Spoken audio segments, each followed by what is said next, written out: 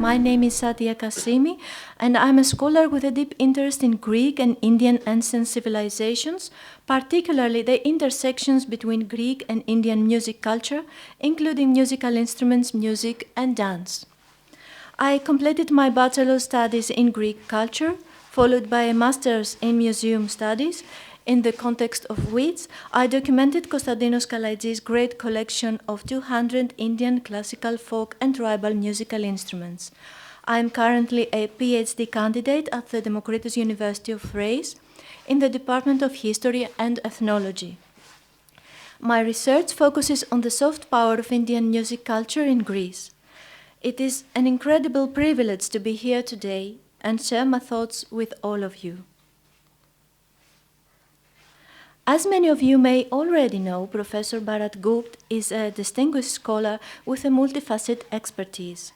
He is not only a renowned classicist and a theater theorist, but also an accomplished sitar and surbahar player, as well as a respected musicologist. In recognition of his outstanding contributions to the field of musicology, he was honored with the prestigious Sangeet Natak Academy Award by the President of India in February 2023. I had come across his name and work in the context of my own research on Indo-Hellenic studies, and I was deeply impressed by the depth and originality of his scholarship. He is one of the very few Indian scholars who has deeply engaged with the study of Greek civilization, not merely repeating the interpretations of Western authors, but actually conducting original fieldwork, spending time in Greece, documenting ancient Greek theaters, and proposing an original thesis on the relationship between Greek and Indian theater. His work has been noticed by the Greek theater experts since 1996. Moreover, he is the only scholar to have conducted a comparative study of ancient Greek and Indian music so far. I came to finally meet him about a year ago through a fortunate connection through my husband Konstantinos. Upon learning of my academic interests, Professor Gupt graciously shared his book with me, encouraging me to consider translating it into Greek. After reading it carefully, I was immediately struck by his insightful approach and deep, rich analysis. Despite my very tight schedule, I decided to take on the challenging task of translating Bharat Gupt's book, as it became clear to me that this work held immense value for the academic world, particularly for the Indo-Hellenic intellectual field. My first thought was that this translation project would pull me away from my main research interest, which is music. But as I studied the book, I realized that in both the ancient Greek and Indian dramatic traditions, language, dance, music, and even costume formed a unified whole. In fact, it was this very characteristic, the balance of expressive mediums, that gave ancient Greek and ancient Indian theater their sacred, ritualistic nature, their hieropractic character, as Professor Gupt describes it, and consequently, their power to have a real impact on people's souls.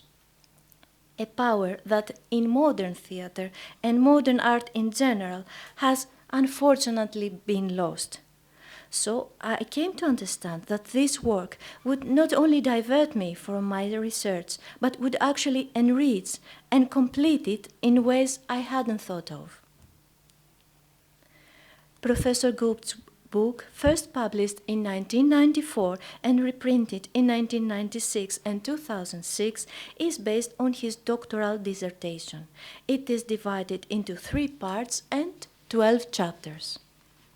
In the first introductory chapter, he discusses the ritualistic or hieropractic nature of both Greek and Indian ancient drama, emphasizing the integration of speech, gesture, and dance. He also outlines the historical events that led to the departure from hieropraxis and the evolution of European drama. Additionally, he introduces the 2 central texts of his comparative study, Aristotle's Poetics and Bharata Muni's Natya Sastra. Then chapter 2 focuses on the dating of the Natya Sastra. Following this, the author explores shared beliefs of ancient Greeks and Indians depicted in Greek and Indian drama, such as the concept of miasma catharsis and soka soka, the gift of vitality, the ancestor worship and burial customs, the protection of the suppliant, and of course the power of oath. Chapter 4 examines the concept of drama as a festive tradition in both cultures. In part 2 of the book, the author reassesses the foundational concepts of Aristotle and Bharata Muni and then delves into the theory of imitation and the mediums of imitation. Chapter 8 compares the theatrical spaces in Greece and India. Chapter 9 is devoted to the visual aspects of drama, while Chapter 10 explores the oral content. Chapter 11 analyzes the dramatic genres and play structures in both tradition. And the book concludes with part 3, which discusses the common themes of transformation and emotional arousal through hieropractic drama in Greece and India. The novelty of Bharat Gupt's work lies in the fact that he offers a fresh approach in the comparison of ancient Greek and Indian dramatic theories. Instead of treating the poetics and the Natya Sastra as Western and Eastern viewpoints, he points out the hieropractic character of both Greek and Indian drama and compares the similarities and differences between them, exploring the possibilities of common Indo-European origins, thus placing his study within the broad framework of ancient Indo-European culture and the art of the sacred drama. Professor Gupt realized that the notion of the West as against the East was actually a stereotype created by the Europeans in the context of colonialism. The idea that Greece represents a Western culture was actually spread in India by the British. However, as we all know, both India and Greece are much older than this division between West and East. Archaeological evidence reveals that Greeks and Indians, both renowned for their trade skills, traveled long distances along ancient trade routes as early as the Harappan period, long before the arrival of the British or the invasion of Alexander. Also, common Indo-European beliefs indicate that contacts between Greece and India are of pre-Homeric times. These interactions, primarily driven by trade, resulted in a healthy intellectual interchange between Greece and India. It is true that the foundation of European culture is often traced back to ancient Greek culture. However, Western culture was constructed not by embracing all aspects of ancient Greek culture, but by selectively adopting only few and certain elements that aligned with the dominant Christian European narrative and the prevailing, of course, aesthetic values of the time.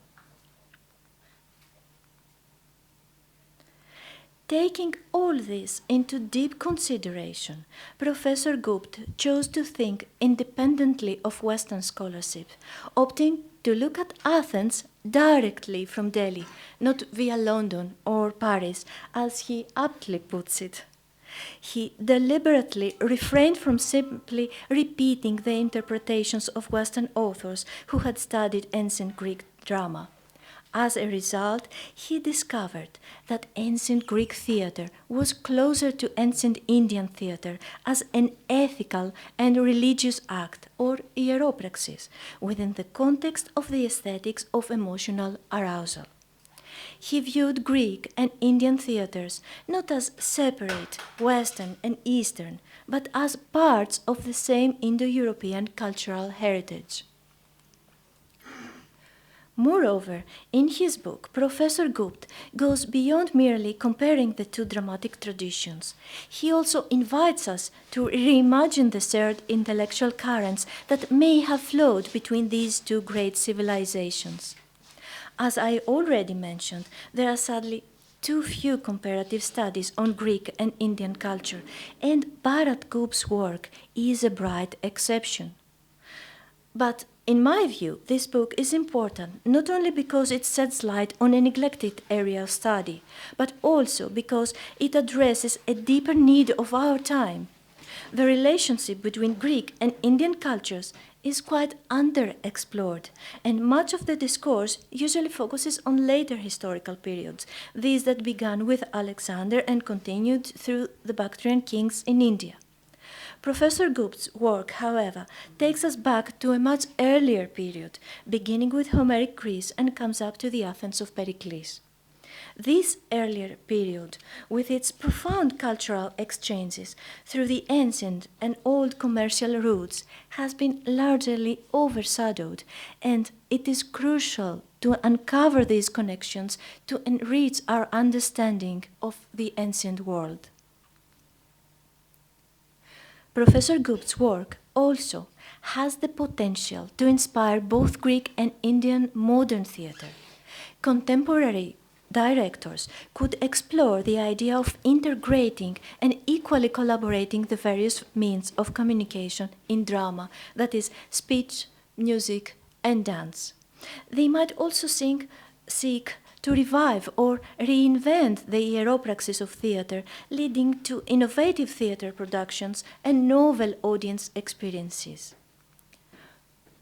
Moreover, Professor Gupt's work could lead to a reinstatement of the arts as a creative, therapeutic, and moral force within our educational systems, contributing to the adoption of a new educational model in which arts will be central subjects of study rather than mere extracurricular activities.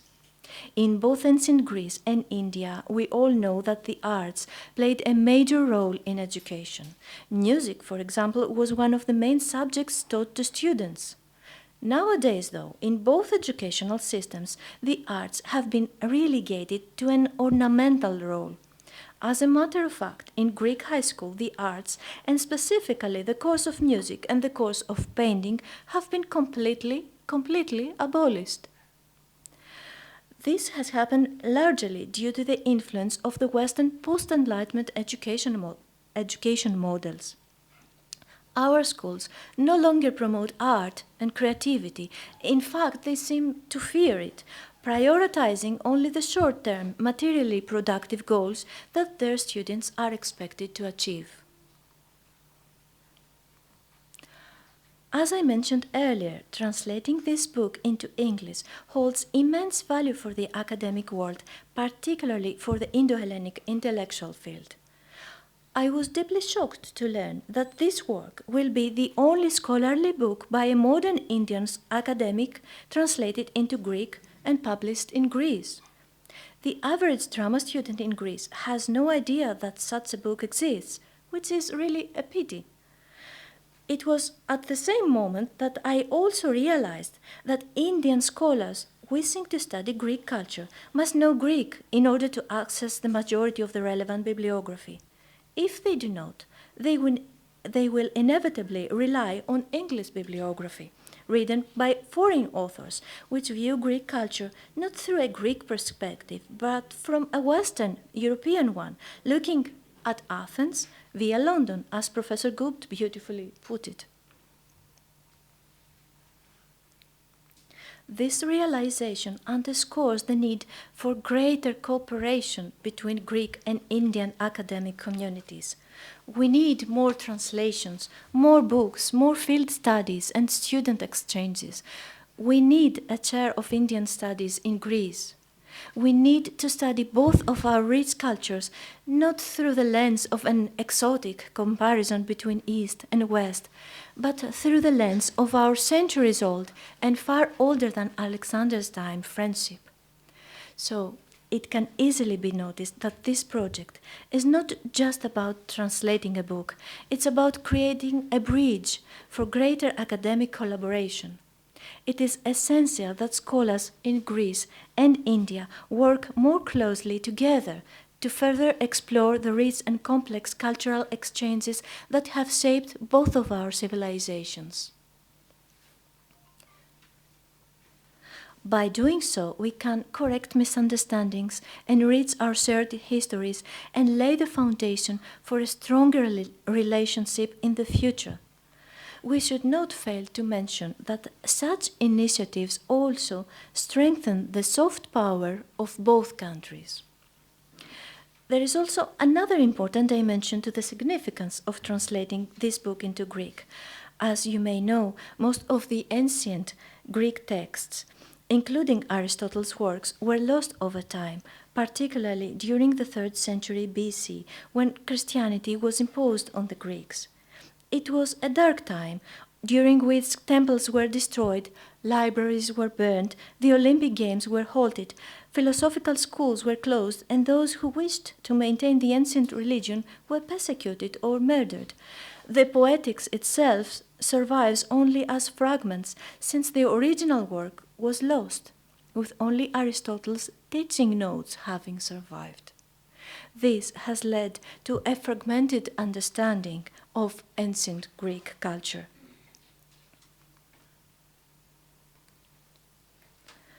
Furthermore, the later influence of European powers who played a significant role in Greece's liberation from Ottoman rule has shaped the way we view our ancient heritage, often through an exoticized and westernized point of view.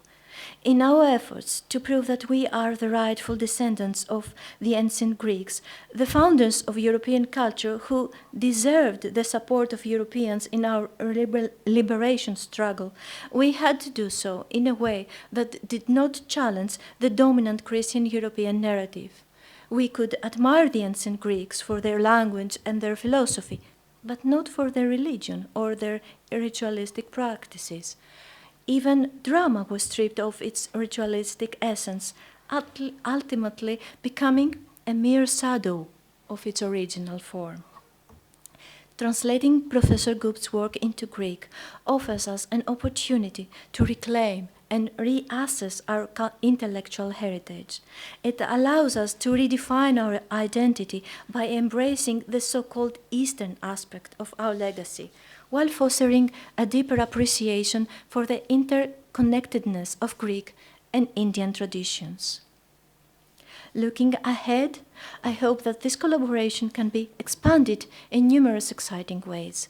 We are already planning the publication of Professor Gupt's work in Greek. Additionally, we envision the creation of a museum in Athens dedicated solely to Indian musical instruments, where we will not only showcase Konstantinos' rare and precious collection, but also foster deeper collaboration between Indian and Greek academics and artists. Furthermore, we are exploring the possibility of organizing exhibitions, concerts, and performances that celebrate arts from both traditions. We are also developing new comparative studies of our cultures. These efforts would not only highlight the beauty of our shared heritage, but will also bring fresh perspectives to the ongoing cultural exchange between Greece and India, inspiring creativity in both Indian and Greek artists. Coming to a conclusion, I would like to express my deepest gratitude to Professor Bharat Gupt for his vision and scholarship, which have inspired this important work and fostered the spirit of cooperation between our two nations. I look forward to continuing this academic journey together, strengthening the bonds of friendship between Greece and India, and contributing to the ongoing dialogue that connects our past, present, and future. Thank you very much for your attention. Dhanyavad. Then my question. It is often said, like for instance in the field of astronomy, that India only had a breakthrough thanks to the post-Alexandrine Greeks, a theory with which I strongly disagree. Now, in the field of theater, I am sure that the same idea exists, that only in like about 300 BC, Indians started doing that. Also about logic, for example, it is said that Buddhist logic owes everything to Aristotelian logic brought into India in about 300 BC. So could you enlighten us about that approach in the field of performing arts? It seems the question is more to me, huh? And of course, to the translator. Well, you see, it's in answer to your question, I would almost be speaking out of my turn because I'm supposed to say a few things later. But specifically, yes, you are right. The idea that theater was born in Athens, Greece, largely in Athens around the theater of Dionysius. This was propagated from 19th century onward. And it was part of the colonial project to project, just as in India particularly, the British were projecting Shakespeare, as the great bard. And everybody who did the Indian civil service in England and later on our IAS, even 50 years ago, they would learn Shakespeare and spout it. So this whole thing is associated with theater also. And needless to say, that my brief has been to demolish that falsehood myth. I don't like using the word myth because myth for me is, in Greek terms, is a very honest, simple, sacred thing. It is like Purana. So myth is not false. It's later on that it acquired a connotation of falsehood.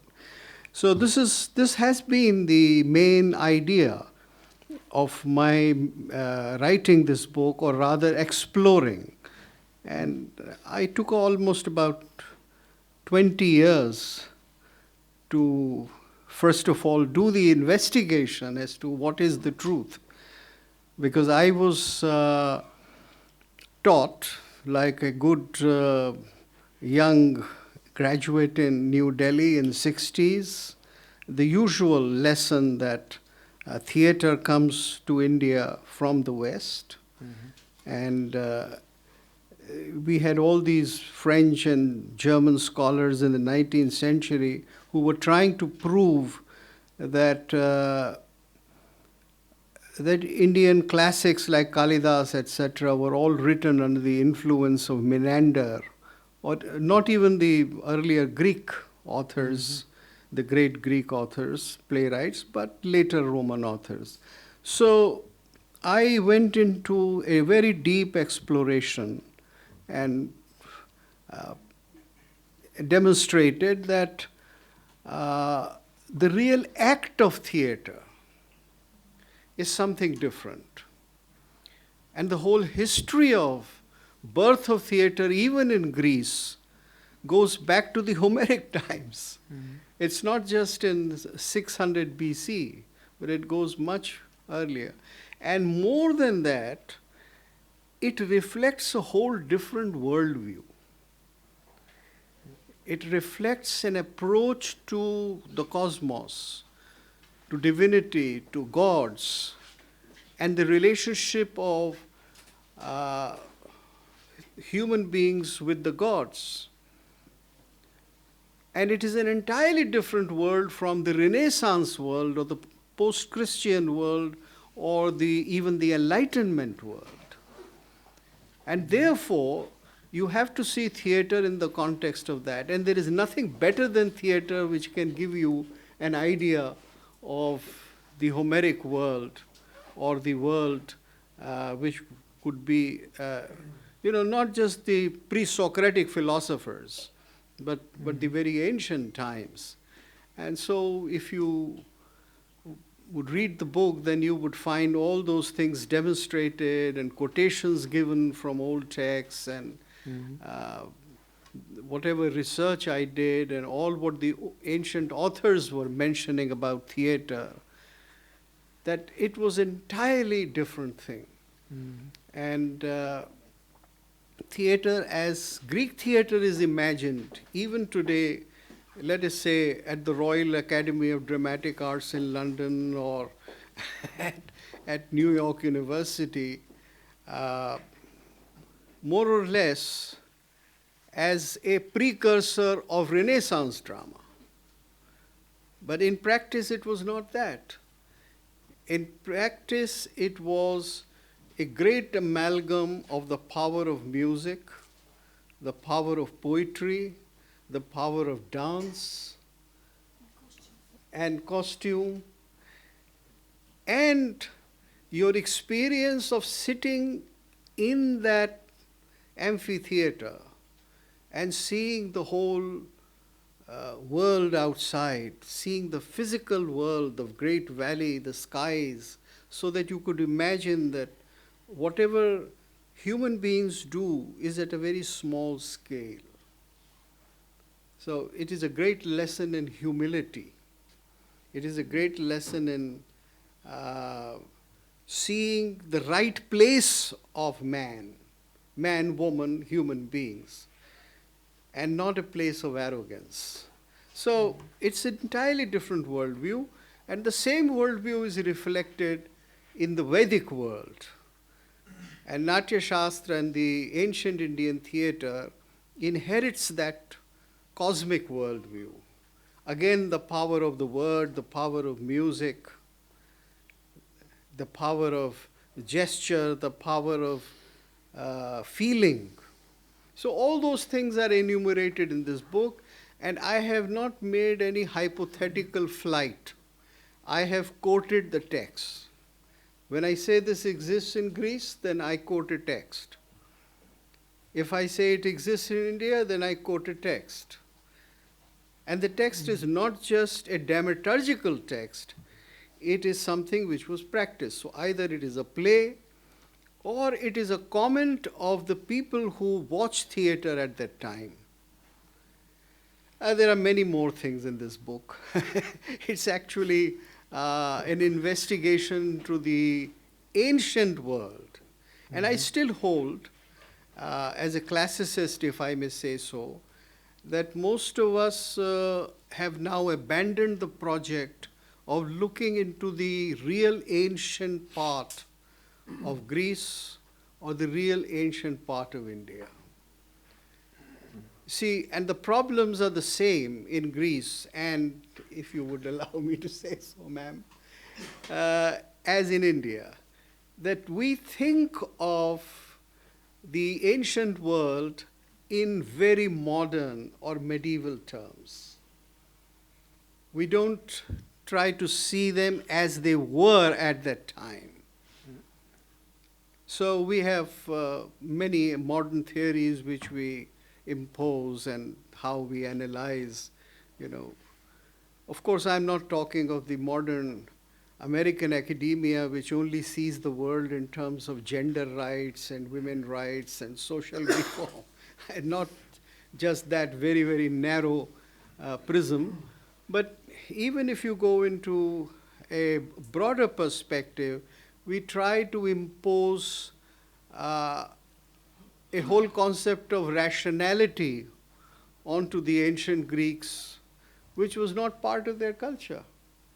There was a great philosopher and a scholar called E.V. Dodd. He wrote a book called Greeks the Irrational.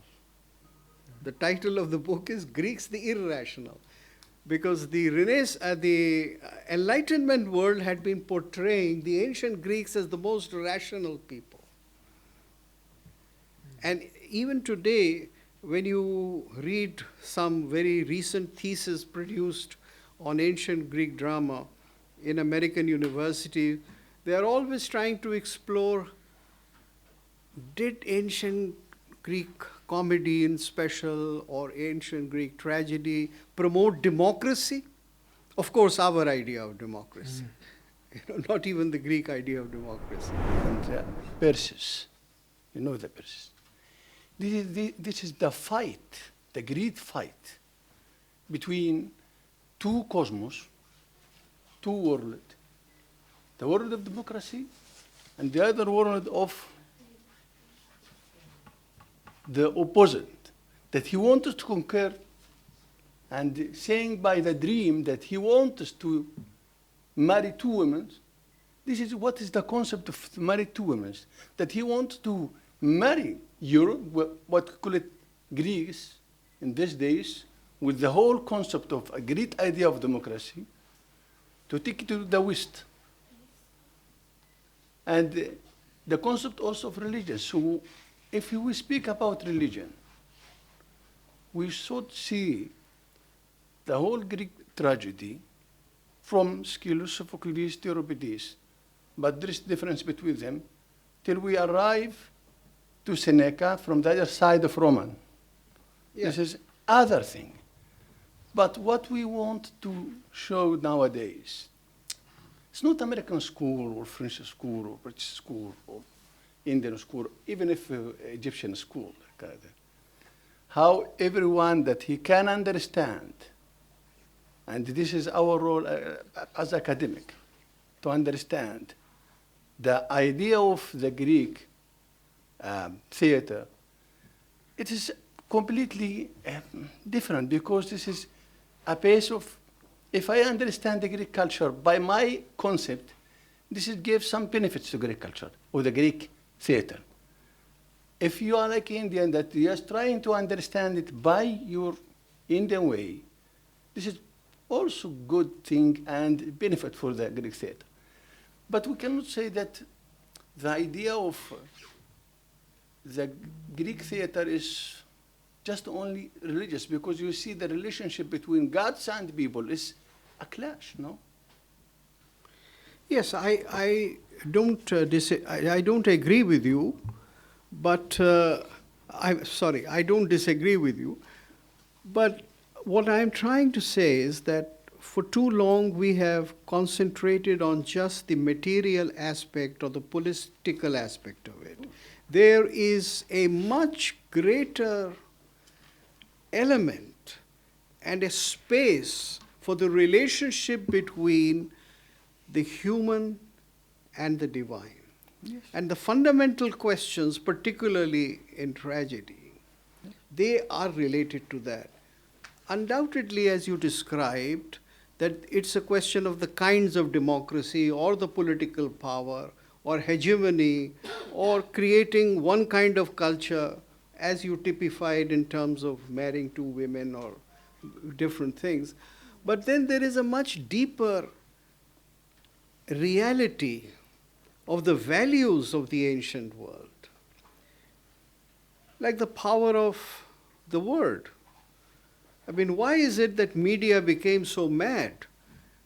Because her husband had said that he would not take to another woman, although in that society it was permitted. And when you give your word, this whole power of the word, Logos. orchos, Yeah. it's sacred. And when you break that, then the person goes mad, the woman goes mad. And she goes mad in the sense that it is a whole release of energy, not almost entirely destructive, that she kills her children.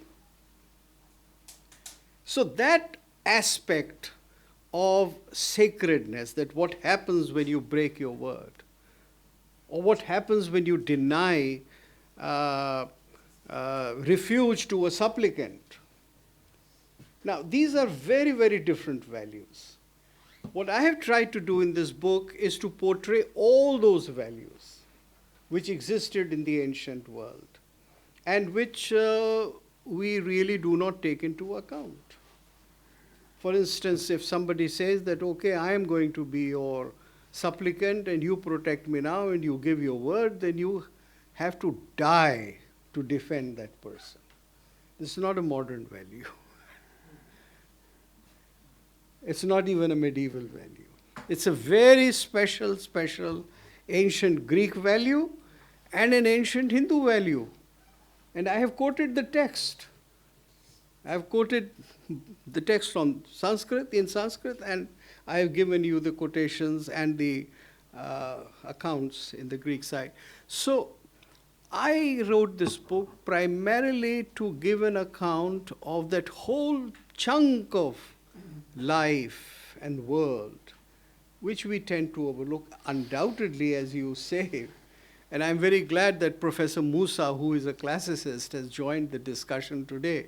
It makes this discussion so very rich. The advantage of an Indian looking at Greek theater, of an Egyptian looking as you are an Egyptian, or an American is there. But there is the great reality of what this ancient culture in itself was. I think I have taken too much time. I have a question for you. Beyond the academic and intellectual circles in Greece, how much interest would be there amongst the larger public for Indian dance, ancient Indian dance and drama? I think there is interest in Greek intellectual fields, and it is a field that has not been studied enough, and people are curious about it, but they know nothing, almost nothing about it. So it's because it is underexplored. So I think that it would be very good if we cooperated more and did more research on that. Because of this discussion, some ideas have come up, so I am sharing with you now about the book. Satya has described that, Professor Bharat Gupt himself has said, no doubt, why this book is relevant today, and it was written 20, 30 years back and is still relevant. And if we try to find out books on comparative cultures, Greece and India, we find in the theatre, we find this as a primary important book and most important secondary source for research in this part of the world, or in South Asia or in India. See, theatre was important in ancient Greek. We were talking about it, and about the ideas, about the values, how both Greece and India, they find certain values together, exchange of ideas between Greece and India. All these there is a process behind it, a historical process. And as we know that this knowledge was much discussed amongst philosophers of Greece and India at a place, perhaps in the court of the Persian emperors, Xerxes, Darius, etc. And we know that most of the philosophical knowledge or ideas were being discussed. Ionian philosophers, they were coming to the emperor's court, and because the northwest part of then Indian subcontinent was part of the Persian Empire, which was the 20th estate as per the classical Greek authors.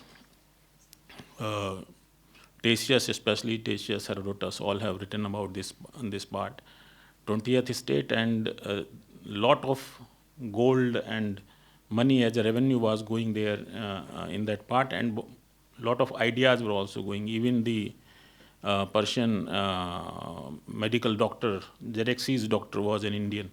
So this knowledge was going there. So lot of exchange took place there, and there was certain idea of India in the Greek world, and for sure, 12th, 13th century onwards, the school of classics, especially at the center of Oxford and Cambridge, there schools come up of classical studies, and by the 16th, 17th century, the Greek idea or the Greek world was known to the today's Western world, which Western world is.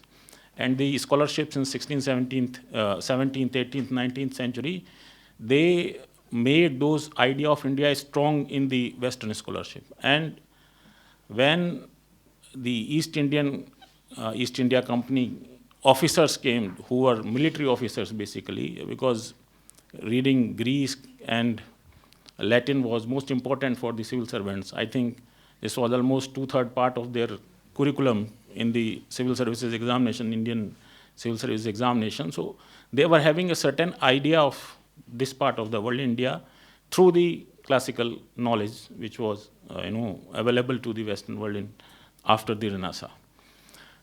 And so they were having a stereotype about India, and all this was, produced in the ancient texts. Golden availability of gold, exotic animals, important medicines, all these ideas about India.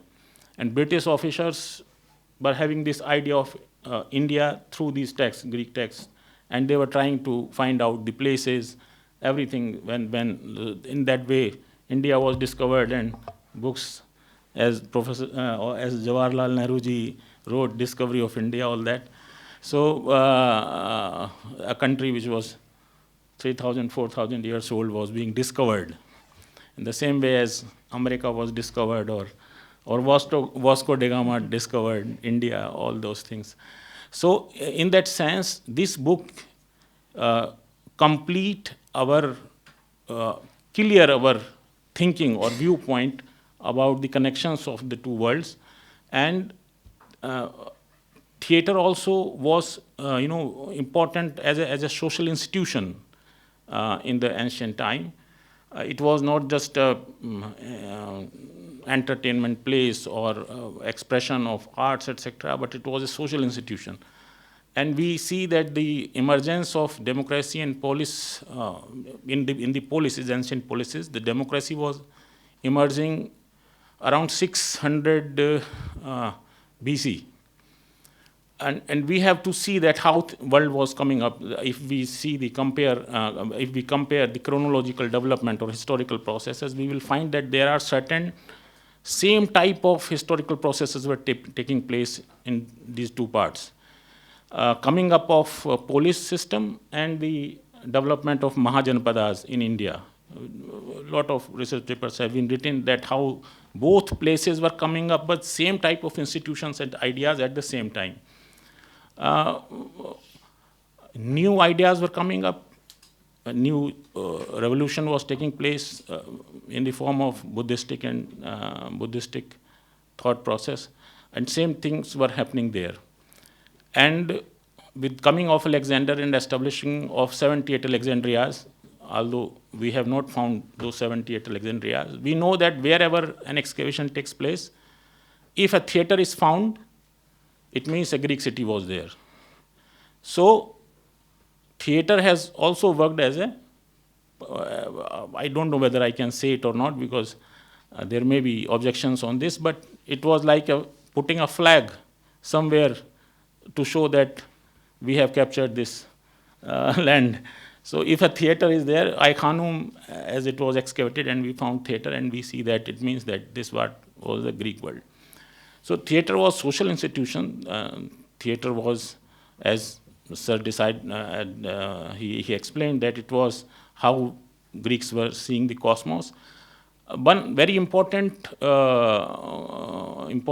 comparison has been done by Professor U.P. Arora, my teacher and Professor Bharat Gupt's colleague.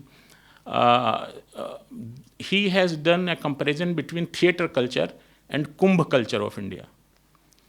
Theatre, as we enjoy life, we see our life full of festivities, and life is a festival in continuation. In the same way, theatre was the continuation of life, enjoying life, discussing every aspect of the life. So as a social institution, that was important. Religious social, the same way as Kumbh is religious social. And theatre was very important part of Olympics, etc. They all together came up wherever there is a center of, we go Delphi. Delphi was a ritualistic temple site, and we see theatre over there. So these are the aspects which come up, and this book actually should be part of the curriculum of every university where we study classics and modern fine arts, also the visual arts and schools of music and dance and theatre. This book shall be part of, because it gives us important knowledge about all the aspects into to part of the world which were actually having the same view of life. That's why this term Oriental Continuum is important nowadays. We don't consider, although this will never be accepted by the Europe, but my school consider Greece part of the East Eastern world, we don't say Greece as West. We say it as Oriental continuum. So this debate will go on, and the book has the potential to give clear sight to clear ideas in this whole discussion. We are grateful to Professor Bharat Gupt for his scholarship and to give us this great treasure to enjoy and enrich our scholarships, our efforts to learn about the ancient past. Thank you. Thank you.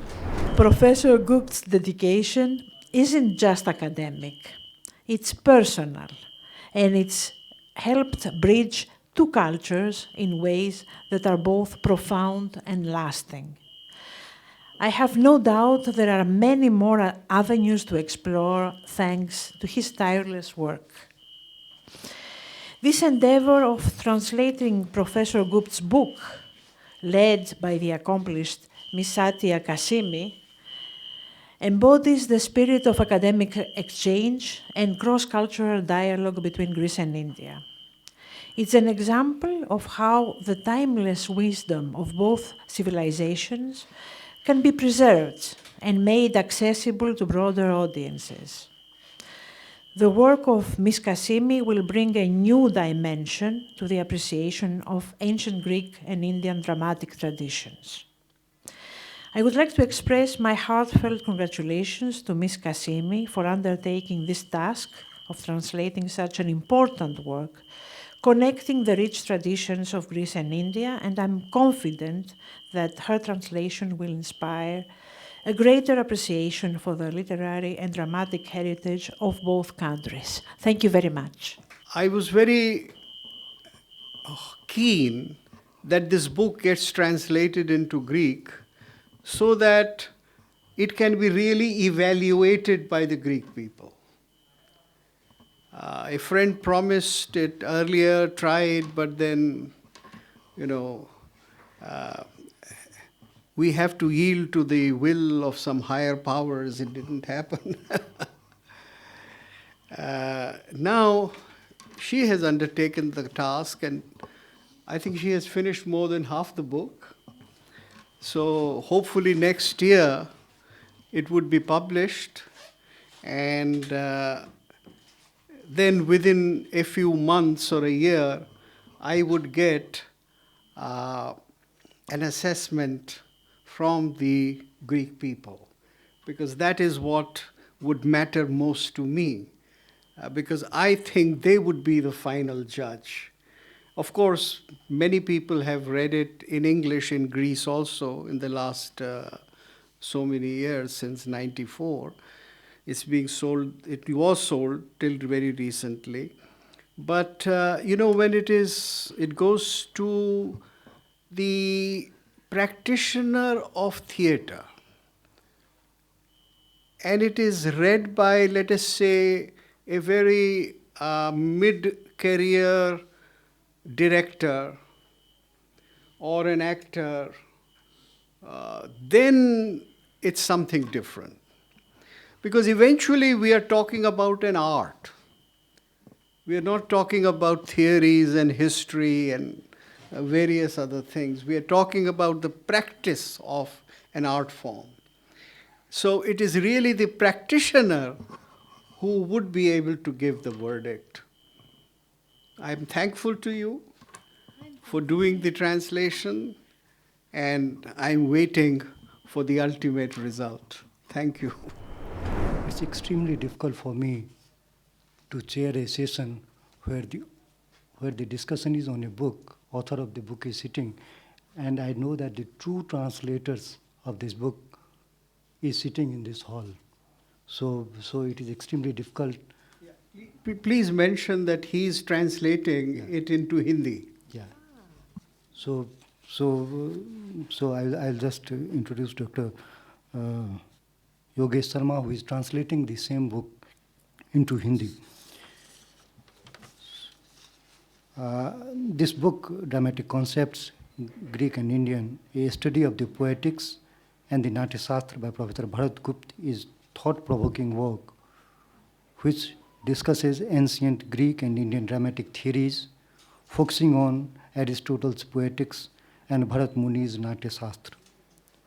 Instead of treating the Poetics and the Natya Shastra as the Western and Eastern viewpoints, it has proposed a broader framework of shared ancient Indo-European culture and the sacred art of drama.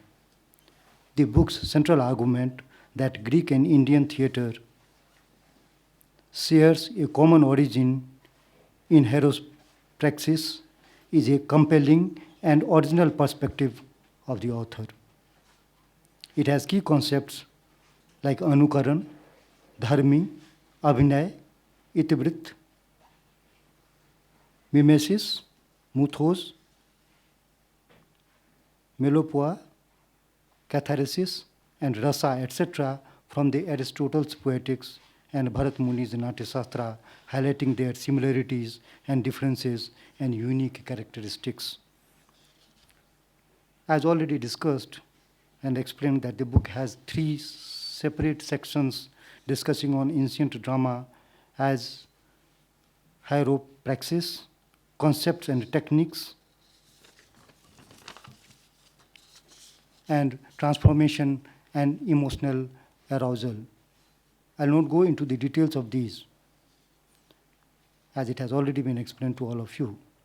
The concept of rasa and the views of the Acharya Lollat, Sonak, Bhattanayak, and Acharya Bharat Gupt have been vividly discussed in this book.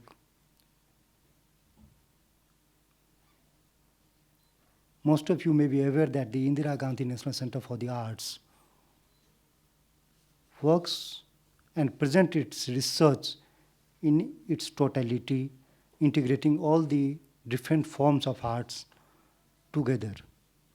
On the similar concept, if I see in this book, it's all integrated and the holistic approach has been taken to present the context and not in isolation. I'll give an example of ignca's project on multimedia of Jayadev's Geet Govind, that is the 12th century epic poem, where in the multimedia, the purpose was to familiarize the audiences on the fundamental concepts of Indian music, dance, and arts, and their interrelationship, to present it in its holistic format. The content was conceived by the well-respected scholar and our mentor, Dr. Vatsyayan, who meticulously worked on Geet Govind for over 60 years. I would like to heartily congratulate Professor Gupt and Ms. Satya Kasimi and Dr. Yogesh Sharma for his thought-provoking work. This book is a significant contribution to the field of theatre studies, and the Indian knowledge system. Dr. Gupt's innovative approach and insightful analysis make it a compelling read for the researchers, scholars interested in the history and major theories of Indian and Greek drama, both ancient and contemporary. I would like to end with a quote from the Natya Shastra: "Notajat jnanam, natat silpang, no sa vidya, no sa kala, na so yogo na tatkarma, natyasmin nidrishyate." Meaning, there is no knowledge, no craft, no science, no art, no yoga, and no action that is not present in the Natya. Thank you. Respected Professor Bharat Gupt, Her Excellency Ms. Aliki Kuchomito-Pulu, Ambassador of Greece, Professor Pratapanand Jha, Ms. Satya Kasimi, ladies and gentlemen. With the permission of the chair and you, sir, I would like to place a couple of things here. Wilt thou the blossoms of spring and the fruits that are later in season? Wilt thou have charms and delights? Wilt thou have strength and support? Wilt thou with one short word encompass the earth and the heaven? All I said, if I name only thee, O Shakuntala. I think we all are aware of this. John Wolfgang Goethe in 1791, in an epigram expressing his fascination for the great literary Sanskrit work, Shakuntala. Interestingly, Sir William Jones produced this translation titled as Sakuntala or The Fatal Ring in 1789 and sent across a copy to Goethe. And within next 100 years, we see that there were at least 46 translations in 12 European languages of that text, Shakuntala. Another example I would like to quote here is of Edward Fitzgerald, an English poet and writer, whose famous poem is the first and best known English translation of the Rubaiyat of Omar Khayyam, which has kept its reputation and popularity since 1860s. The third may be Bourgeois' translation of Panchatantra of Vishnu Sharma in the Middle Persian or Pahlavi in 550 AD, which became a basis for a Syriac translation as Kalilag and Damanag, and a translation into Arabic in 750 CE by Persian scholar Abdullah ibn al-Mukafa as Kalila wa Damina, which sparked off a series of translations of the work in the Near Eastern, European, and Southeast Asian languages. And the Panchatantra is revered as one of the most notable translated works of all times. As we all know, the word translation comes from the Latin translatio, translates to across, while ferre is to carry or to bring. Latio derives from latus, the past participle of ferre. Translatio is a carrying or bringing across a text from one language to another. So, translation as a process brings the users of a linguistic group closer to the source group, both academically as well as culturally. This adds a new leaf to the development of history of ideas and how they blossom in a distant linguistic atmosphere. The book in discussion today has been penned by Professor Bharat Gupt, a distinguished scholar and a well-known and perhaps the only subject expert who could have written such a profound work as the dramatic concepts, Greek and Indian. He has been involved in bringing these two magnificent civilizations together through his various academic efforts, and we are truly grateful to you, sir, for not only having written this seminal text, but also for your kind presence today and making this evening possible. Thank you, sir. We are privileged with the gracious presence of Her Excellency, Ms. Aliki Kuchomitopulu, Ambassador of Greece, who very generously gave her consent to be the guest of honor for this session, despite her busy schedule. Thank you, Her Excellency, for your presence and kind words. We have listened to Ms. Satya Kasimi, and who has taken up this arduous task of translating the book into Greek, and thus has owned up to be the cultural emissary between the two countries.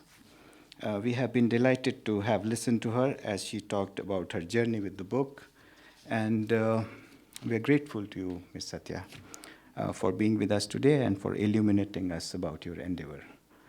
We look forward to the completion of the work soon, and we wish you all the best. We also thank Professor Anil Kumar, the Greek chair at JNU, for his presence and kind remarks. Thank you, sir. Professor Pratapanand Jha gave his consent to chair this wonderful session, and we are truly beholden to you, sir, for the same. Your summation of the book and the session ably reflects the clarity of thought that you have invested in decoding the text, and that you have been generous enough to share this with all of us. Thank you, sir. I thank my colleague, Dr. Yogesh Sharma, for curating this entire program flawlessly. As has been put on record, he has been approached by the National School of Drama, Delhi, to translate this work into Hindi, which he has graciously consented to, and we hope that the book will be out soon. So I thought the importance of translation itself should also be brought. So hence the exegesis. I also take this opportunity to place on record our sincere gratitude to President IGNC Trust Sri Ram Bahadur Rai and Member Secretary of IGNC Dr. Sachidanand Joshi, both of whom would have loved to join this important session, but for their earlier commitments. Thanks are due to the teams of Kalakosh and other divisions of ignca for making this possible. Thank you, everyone.